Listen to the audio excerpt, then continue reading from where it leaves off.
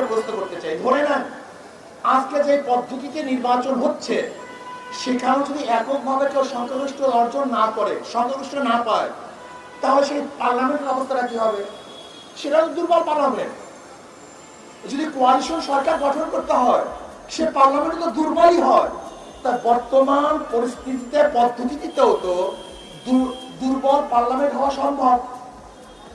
আর PR সিস্টেমে নির্বাচন দিতে বিএনপির আপত্তি থাকারই কথা না, কারণ তাদের একজন উঁচু পর্যায়ের বক্তা বক্তব্য দিয়েছেন, উঁচু পর্যায়ের নেতা বক্তব্য দিয়েছেন যে 90% ভোট তাদের। যদি 90% ভোট তাদের হয় তাহলে তারা আসন পাবে 270-এর উপরে।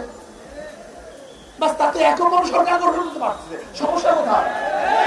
বরং আর ঝামেলা মুক্ত সরকার গঠন করতে পারবে। পিআরসি নির্বাচনের ব্যাপারে তো যা খোদ বিএনপি বক্তব্য দিয়েছেন, কি বলছেন? তিনি জাতীয় সংসদ গঠন করবেন, জাতীয় সরকার গঠন করবেন। তা জাতীয় সরকারটা কিভাবে হবে আমাকে বলুন? সবার সম্মিলিত যে সরকার হয় সেই সরকারটা তো জাতীয় সরকার হয় না, একক সরকারকে জাতীয় সরকার বলা হয়। তাই যেহেতু সবার সম্মিলিত সরকারকে জাতীয় সরকার বলা হয়, আর পিআর পদ্ধতিতে তো সমস্ত দলে, সমস্ত মতে, সমস্ত আদর্শের মানুষগুলো সংসদে যাবে, কাজে সেহেতু বিএনপির বক্তব্য অনুযায়ী তো পিআর সিস্টেমের নির্বাচনের প্রয়োজন। পিআর নির্বাচনের সবচেয়ে বড় ফায়দাটা কি? পেশিস তৈরি হবে না, কালো টাকা সরাসরি হবে না, পেশির শক্তি ব্যবহার করতে পারবে না, ভোট ছিনতাই হবে না, কারোর ভোট বিফলে যাবে না, পচবে না।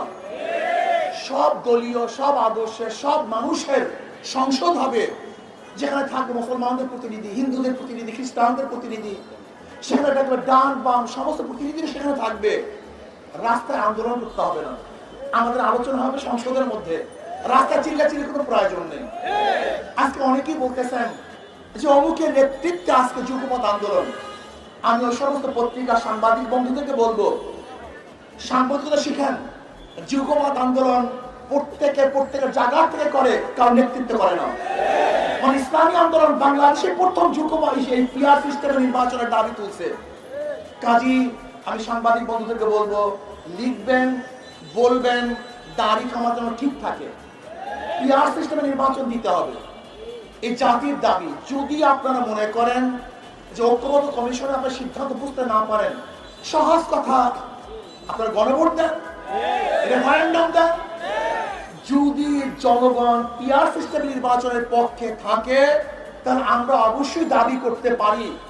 আর যদি জনগণ পিআর সিস্টেম নির্বাচন না চায়